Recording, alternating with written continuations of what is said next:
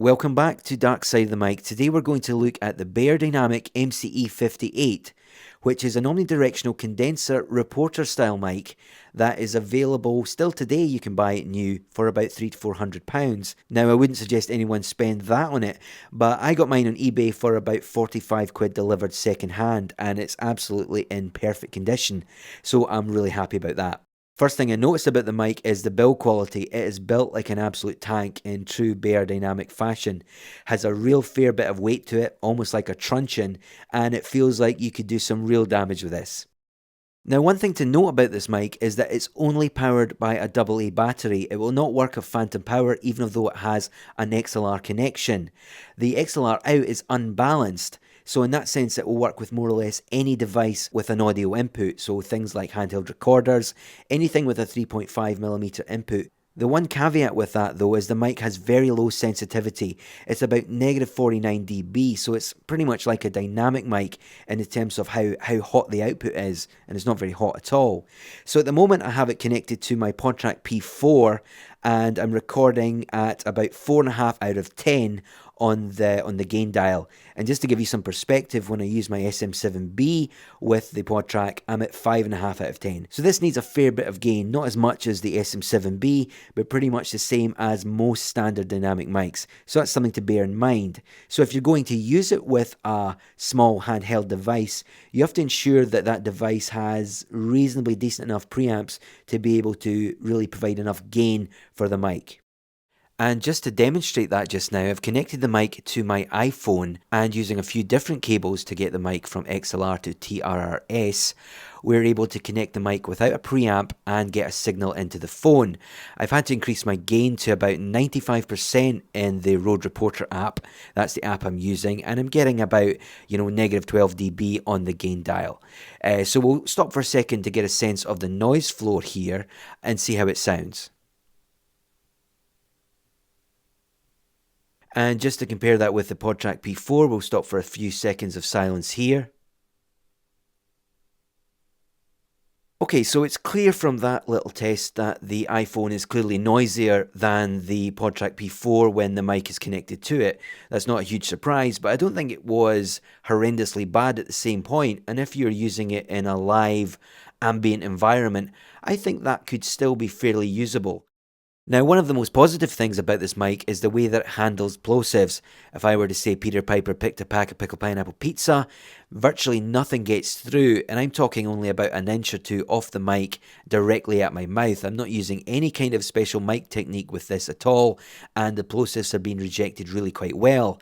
When you take the head basket off the mic, you realise that there's an interior foam to the head basket, like a lot of handheld mics, but this one it's very, very thick at the front, so it acts as a really effective pop filter. So that really makes it ideal for those impromptu interview situations where you're moving the mic quickly back and forth between the interviewer and interviewee, and you don't really want to worry about, are we going to be throwing plosives into the mic? So really pretty much foolproof in that sense.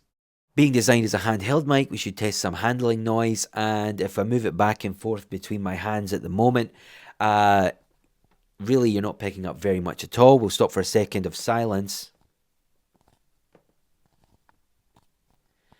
Obviously, when you're using a handheld mic, you should not be moving your hands up and down the shaft when you're conducting an interview, or you shouldn't really be moving it in between your hands either. But obviously, the less kind of noise that it picks up from that process, the better, and in this regard, it does really well. One issue I have encountered with the mic is when I initially tried to use it with my studio setup, is that when it was connected to a device that was connected to mains power, I was getting a low frequency hum in the recording. It was very, very slight, but it was enough to make me decide to move over to my handheld recorder, which is powered by the battery, and that hum effectively disappears. And again, because this mic is designed as an in the field mic, the chances are that 90% of the time you're going to be using it with a battery operated device, and you're not going to encounter that issue. But if you were to use it in a studio and connect it to a mixing desk, an audio interface, or an external preamp, for example, that's something you would have to think about in terms of what you're doing and how you're recording the audio. So how does it sound? I think it sounds very clear and articulate and has a certain amount of smoothness in the high end, which I think is really quite nice and unusual.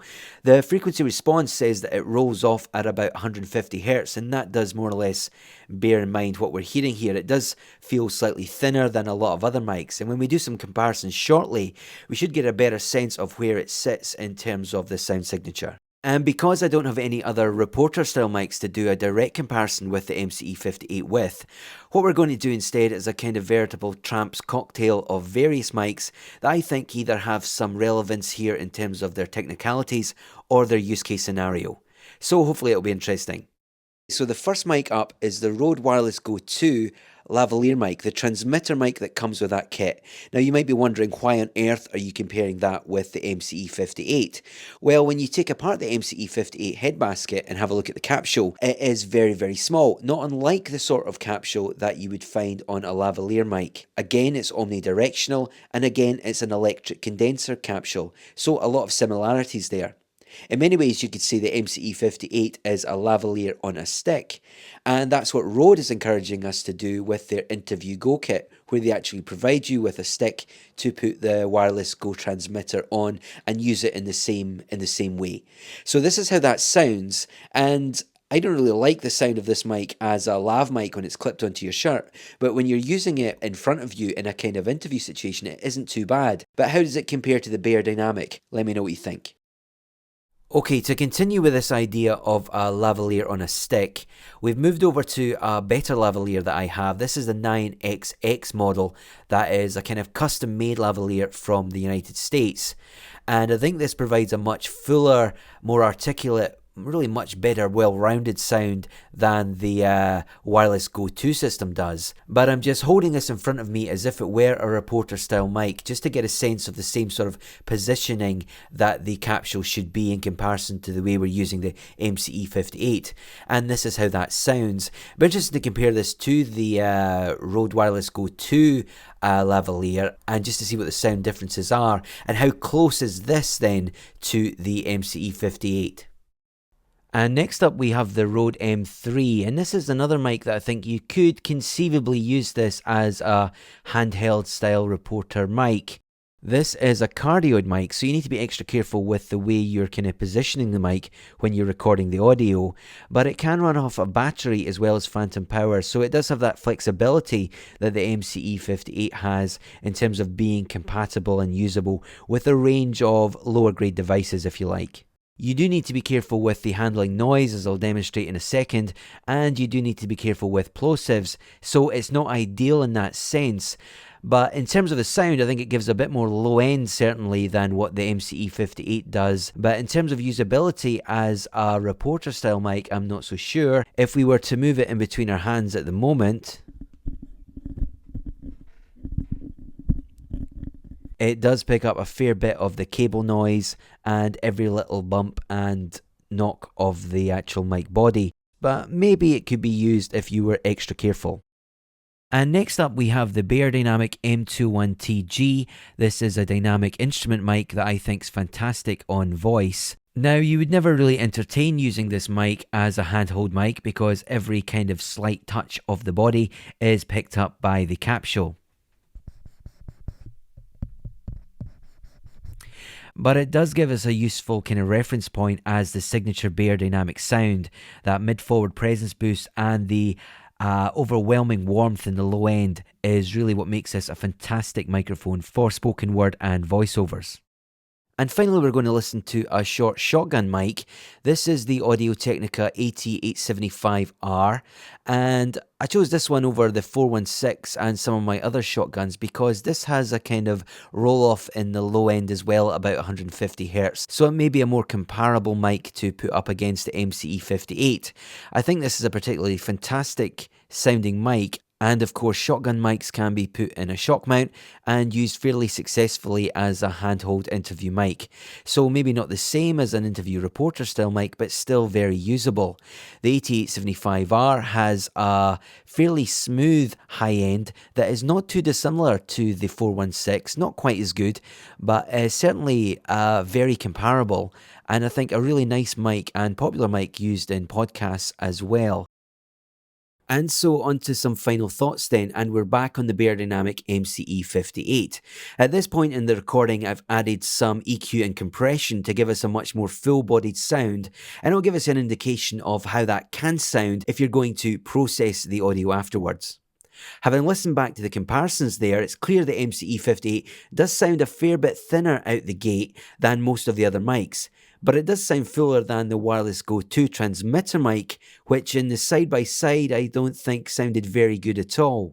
The high end feels a bit more closed off than say the Naiant X-X or the Audio Technica AT875R, which have more of that open sparkle that we typically associate with condenser mics.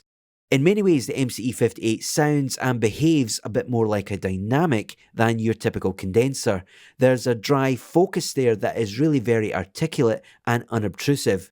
The Rode M3, by contrast, while having a bit more low end, just sounds a fair bit muddier and lacks that high-end detail that I'm hearing with the Beyerdynamic. But the main selling points here are that the handling noise and the plosive performance is absolutely outstanding. But for a reporter style mic, that's what you'd really expect, and that's really important. Having said that, I do think the MCE58 could be fairly handy in a guest podcast situation, where providing the guest was close enough to the mic, it's going to sound fairly decent regardless of their mic technique. You don't have to worry about plosives at all. And especially if they're the sort who can't sit still, that omni pickup pattern will save the day, even if that is at the expense of it sounding a tad more roomy. As I was waiting for this mic to arrive, I did some searches online to try and find some samples of what it sounded like, and I couldn't find anything. So hopefully this recording will be useful to some of you who are interested in picking this mic up. Certainly if you look on eBay, it's a great place to start, and you can pick up a real bargain. Okay, so that about wraps it up for this week. I hope you've enjoyed it. Do take care, and we look forward to seeing you again next time.